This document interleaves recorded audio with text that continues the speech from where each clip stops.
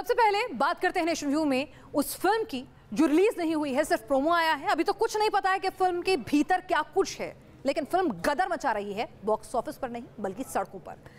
मालिक मोहम्मद जैसी की कल्पना पद्मावत पर महाभारत छिड़ी हुई है। कोई नहीं जानता कि पद्मावती जैसी की कोरी कल्पना है या फिर उनके जौहर का कोई वास्तविक वजूद भी, यानी कि अभी पद्मावती के होने ना होने के ऊपर भी इतिहासकार एक मत नहीं है। लेकिन सदियों से चली आ रही कथाओं में पद्मावती अब वो सच है जिसे झुठलाने की हिम्मत कोई नहीं कर सकता। इसलिए हंगामा बरपा है। संजय लीला भंसाली की अपील दरकिनार कर दी गई है। दीपिका पादुकोण को खरी खोटी सुनाने वालों की कमी नहीं है। मिला जुलाकर पद्मावती पर हंगामे का सेंसर पहले से चल रहा है। हमारे देश में सेंसर बोर्ड का काम है फिल्मों को सर्टिफिकेट देना, उनको रिलीज के लिए किस तरह से काट छांट करके रिलीज करना। लेकिन उससे पहले जनता का कैसा गुस्सा झेल रही है पद्मावती, देखिए जरा। राजपुताना सुलग रहा है। पद्मावती के नाम पर कोटा में सिनेमा घर फूंक दिया गया। सेना जिंदाबाद। जयपुर में महिलाएं सड़कों पर हैं। करीब 470 साल बाद जैसी की पद्मावत भंसाली की पद्मावती बनकर रुपहले पर्दे पर आने को बेताब है। राजपूती कंगन में उतनी ही ताकत है जितनी राजपूती तलवार में। जैसी की पद्मावत पर हंगामा किसी ने देखा नहीं, लेकिन भंसाली की पद्मावती पर संग्राम रुकने का नाम नहीं ले रहा। आन बान और शान के नाम पर भंसाली की कल्पना हिंदुस्तान के लिए अछूत बनाई जा रही है। विरोध करने वालों के पास अपनी दलील है और अपनी ही जिद। जो घूमर डांस है उसके ऊपर हम लोग पुरजोर विरोध कर रहे हैं, वो नहीं होना चाहिए। ऐसा कोई घूमर डांस हमारे कभी होता ही नहीं है। दूसरा, ये जो हमारी दिखाया गया है महारानी को, जो कपड़े छोटे कपड़ों में दिखाया गया है, हम उसका पुरजोर विरोध करते हैं। भंसाली गिड़गिड़ा रहे हैं, लेकिन विरोध की आग में उनकी फिल्म को सूली पर टांग देने की पूरी तैयारी की जा चुकी है। भंसाली को सुपरस्टार सलमान खान का भी समर्थन मिला और पद्मावती को रुपहले पर्दे पर जीने वाली दीपिका ने भी विरोध की इन आवाजों पर चुप्पी तोड़ी। विवाद पर दीपिका पादुकोण ने कहा, हम जिसके प्रति जवाबदेह हैं वो सिर्फ सेंसर बोर्ड है। मैं जानती हूँ और मेरा विश्वास है कि इस फिल्म की रिलीज को कोई नहीं रोक सकता। विरोध करने वालों को दीपिका ने खरी खरी सुनाई। ये डराने वाला है, निसंदेह बहुत भयभीत करने वाला। हमने खुद को कैसा बना लिया है, एक राष्ट्र के तौर पर हम कहां पहुंच गए हैं। दीपिका का यूं सवाल उठाना सियासत की गलियों में संग्राम छिड़ गया। गुजरात चुनाव से पहले तेज होते पद्मावती विरोध में बीजेपी के कई नेता तड़का लगा रहे हैं, तो जाहिर है दीपिका के इस वार पर पलटवार होना ही था और इसे आवाज दी सुब्रमण्यम स्वामी ने। सारा देश पिछड़ा हो गया क्योंकि उसकी सिनेमा नहीं दिखाई पड़ी। ये तो बड़ा विचित्र बात है। और इस सिनेमा के लिए सिर्फ जो सड़क में घूमने वाले लोगों ने विरोध नहीं किया, वो तो ऐसे मज़ा लेते हैं ऐसे सिनेमा को देखने के लिए। लेकिन समाज के प्रतिष्ठित लोग जैसे महारानी जयपुर यानी राजमाता, उनकी बेटी तो एमएलए है हमारी बीजेपी की, उसने स्टैंड लिया, बहुत लोगों ने स्टैंड लिया है। इसके माने वो इस धरती की नहीं है, वो वैसे पैदा तो विदेश में हुई, ऐसा मैंने सुना है। पद्मावती अकेली फिल्म नहीं जिस पर यूं हंगामा मचा हो। संजय लीला भंसाली की रामलीला और बाजीराव मस्तानी पर भी संग्राम मच चुका है और अब पद्मावती पर भी महाभारत है। लेकिन विरोध करने वालों को ये तो बताना ही होगा कि देश अभिव्यक्ति की आज़ादी पर उनका अंकुश क्यों सहे, जबकि इसके लिए कानून भी है और सेंसर बोर्ड भी। Team news nation.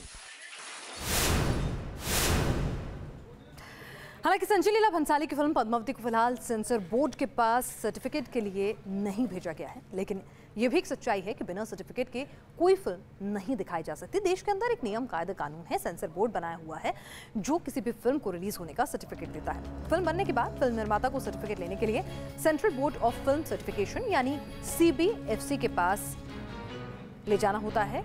उन्हें बताना होता है कि फिल्म किन लोगों के लिए बनाई गई है।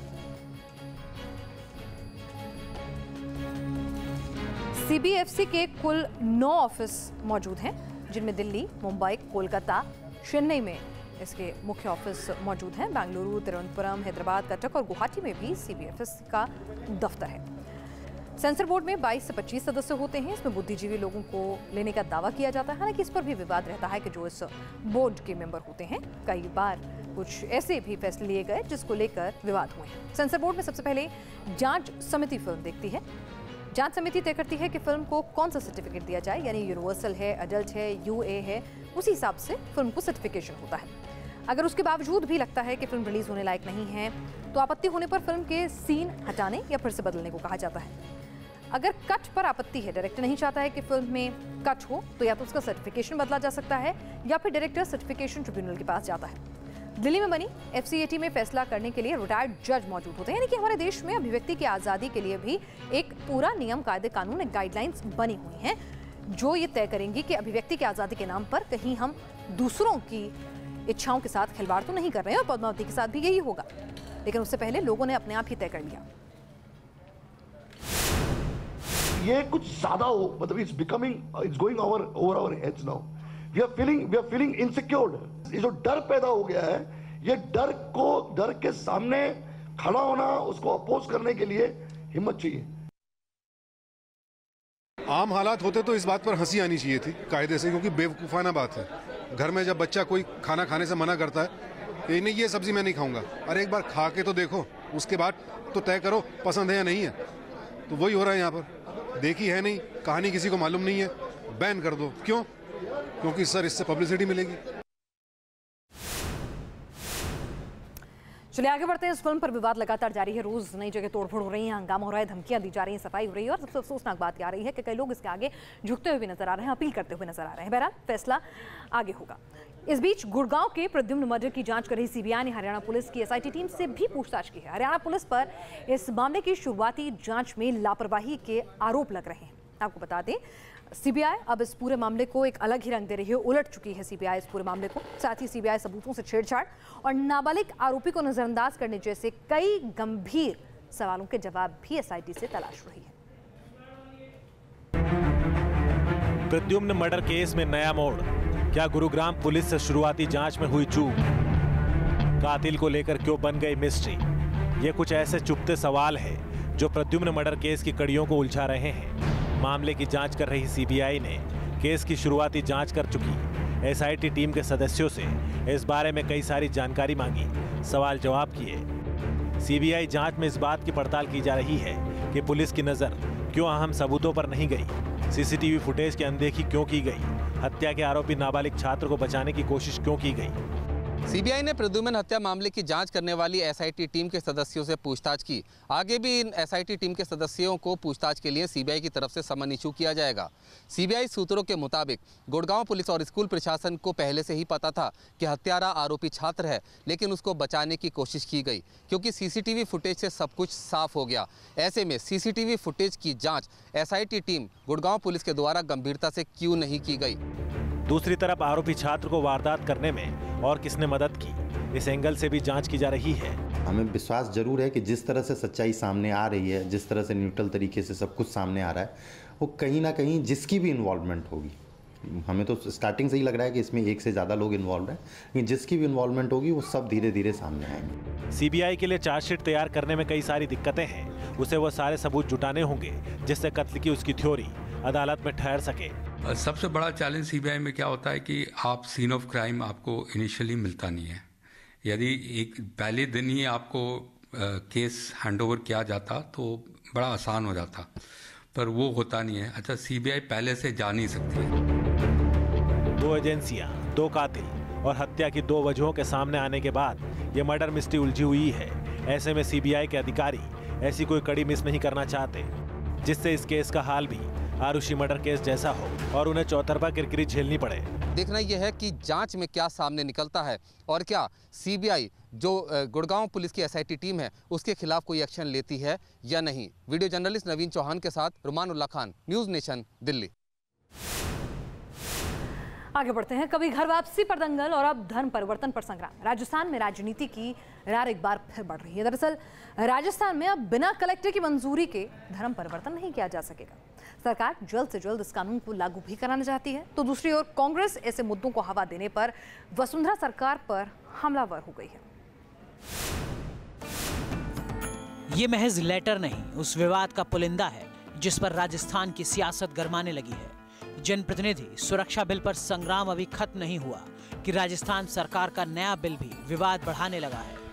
दरअसल राजस्थान में धर्म परिवर्तन पर रोक लगाने के लिए साल 2006 में एक विधेयक पारित किया गया था। सरकार ने इसे राज्यपाल के पास मंजूरी के लिए भेज दिया था। तत्कालीन राज्यपाल ने इसमें कुछ संशोधन सुझाए थे। साल 2008 में सरकार ने संशोधित विधेयक पारित किया तो राज्यपाल ने हरी झंडी दे दी। इस साल जून में केंद्र सरकार ने विधेयक के बारे में सरकार से कुछ जानकारी मांगी है। 11 साल तक कांग्रेस के विरोध की वजह से ये बिल अटका रहा, लेकिन वसुंधरा सरकार राज्य में धर्म स्वतंत्रता विधेयक 2008 लागू करवाना चाहती है। इसकी भनक लगते ही राजस्थान में सियासत गरमाने लगी है। पहले जो है, अगर कोई लोभ लालच या किसी दबाव के कारण से धर्म परिवर्तन करेगा तो उस समय पहले वाले में हमारी सज़ा 2 साल से लेकर 5 साल थी। मिनिमम 2 साल थी, मैक्सिमम 5,000 थी, और जो जुर्माना था वो 50,000 रुपया था। इसको सेकंड वाले में 2008 में हमने अमेंड किया और ये कहा कि 1 साल मिनिमम और मैक्सिमम 3 साल की सज़ा जो इस प्रकार के लोभ प्रलोभन लालच या डरा धमका करके धर्म परिवर्तन करेंगे उनके खिलाफ करेंगे। कोई कारण होगा कि उपचुनाव से ठीक पहले और चुनाव से 10 महीने पहले इस प्रकार की चर्चा को दोबारा उन्होंने तूल देने की कोशिश की है। देखना पड़ेगा बिल में क्या लिखा है। जोधपुर में 22 साल की लड़की के धर्म परिवर्तन कर विवाह करने के बाद ये मामला एक बार फिर तूल पकड़ने लगा है। अदालत की कार्रवाई के दौरान ही इस बिल का जिक्र आया। इस मामले की अगली सुनवाई 27 नवंबर को होगी। वीडियो जर्नलिस्ट महेश शर्मा के साथ लाल सिंह फौजदार, न्यूज़ नेशन, जयपुर। आगे बढ़ते हैं। डेरा की साध्वी से रेप के दोषी राम रहीम को जेल में वीवीआईपी ट्रीटमेंट दिया जा रहा है। जी हाँ, उसकी वजह से जेल में बंद दूसरे कैदियों को खासी परेशानी हो रही है। इस तरह के तमाम आरोप जेल से जमानत पर छूटे कैदी ने लगाए हैं। हालांकि सुर्खियां बटोरने के लिए हैं, इसमें सच्चाई है, ये भी जांच का विषय है। लेकिन हरियाणा सरकार ने देरी नहीं की ऐसे तमाम आरोपों को खारिज करने में। जेल में गुरमीत को वीआईपी ट्रीटमेंट, जेल में राम रहीम की मौज। राम रहीम जेल में नहीं करता कोई काम। रेप का दोषी गुरमीत राम रहीम रोहतक की सुनारिया जेल में सजा काट रहा है। लेकिन रोहतक जेल से बेल पर आए कैदी राहुल ने राम रहीम को वीआईपी ट्रीटमेंट देने का आरोप लगाया। हमें तो लगता है कि फर्क होगा। उनके लिए डिप्टी अलग से अपनी गाड़ी अंदर एक छोटी पीसीआर बोलते हैं उसको, उसमें जाते हैं, 3 व्हीलर पीसीआर, उसमें जाते हैं बाबा को लेके, बाबा के लिए एक टिफिन लेके जाते हैं, उसमें जाते हैं लंगर में खाना लेने के लिए उनको, और खाना लेके उनका आते हैं जाते हैं। उस टाइम बंद कर देते हैं सबको, उनको बिल्कुल बंद ही रखते हैं। जब उनको सामान लेना होता है तभी निकालते हैं, उस टाइम सबको बंद कर देते हैं। कैदी राहुल ने राम रहीम को लेकर जेल प्रशासन पर आरोपों के बौछार किए। उसके मुताबिक राम रहीम से जेल में कोई काम भी नहीं कराया जाता। उसकी बैरक के आसपास दूसरे कैदी को जाने की इजाजत नहीं है। राम रहीम घर वालों से घंटों तक मुलाकात करता है, जबकि बाकी कैदी सिर्फ 20 मिनट तक ही मुलाकात कर सकते हैं। इसके अलावा राम रहीम की खबर हटाकर कैदियों को अखबार पढ़ने के लिए दिया जाता है। जब बाबा जी आए तो हमें बहुत परेशानियाँ हुई और हमारा सारा सामान आना बंद हो गया था। हमारे कपड़े, जूते, चप्पल सब बंद हो गई थी। फिर हमारे एक बंदी भाई ने कोर्ट में गया, वो नंगे पैर चला गया वो। तो जज ने उनसे पूछा कि आप नंगे पैर क्यों आए हो, तो उन्होंने बताया कि ऐसे ऐसे हमारे बाबा की वजह से हमें आने नहीं दिया जाता, हमारे कपड़े लत्ते सब बंद हो गए हैं, जूते चप्पल सब बंद हो गए हैं, कुछ नहीं आता था, सिर्फ पैसे डलते थे, वो भी 3-4 हज़ार रुपये तक डलते थे। बाबा के कितने भी आ सकते थे। हालांकि हरियाणा सरकार ने राम रहीम और हनीप्रीत को वीआईपी ट्रीटमेंट दिए जाने के आरोपों से इनकार किया है। बिल्कुल ये सब निराधार बातें हैं। राम रहीम को और हनीप्रीत को कोई वीआईपी ट्रीट नहीं दिया जा रहा है। पहले जिस प्रकार से मीडिया के अंदर लगातार हनीप्रीत के बारे में चर्चाएं हुई, ग्रीवेंसेस कमेटी का चेयरमैन होने के नाते मैं अम्बाड़ा गया था, तो पत्रकार साथियों ने मेरे से पूछा तो मैंने खुद कहा इन सभी जो बातें चल रही इनको हम समाप्त कर दें। मैं खुद जेल में गया था और जेल में जाकर खुद मैं कंप्यूटर के ऊपर बैठ करके मिनट टू मिनट वहाँ से सारी डिटेल निकाल करके मैंने मीडिया को ब्रीफ किया था। इससे पहले भी कई बार जेल में राम रहीम को वीआईपी ट्रीटमेंट दिए जाने के आरोप लग चुके हैं। बाबा की आवभगत के आरोप हरियाणा सरकार पर पहले भी लगते रहे हैं, लेकिन हरियाणा सरकार हमेशा इन आरोपों को नकारती रही है। लेकिन इस बार चश्मदीद ने ये आरोप लगाए हैं। इसको लेकर हरियाणा सरकार कहीं ना कहीं कटघरे में खड़ी दिखाई पड़ रही है। वीडियो जर्नलिस्ट श्रवण के साथ विशाल ठाकुर, न्यूज़ नेशन, चंडीगढ़।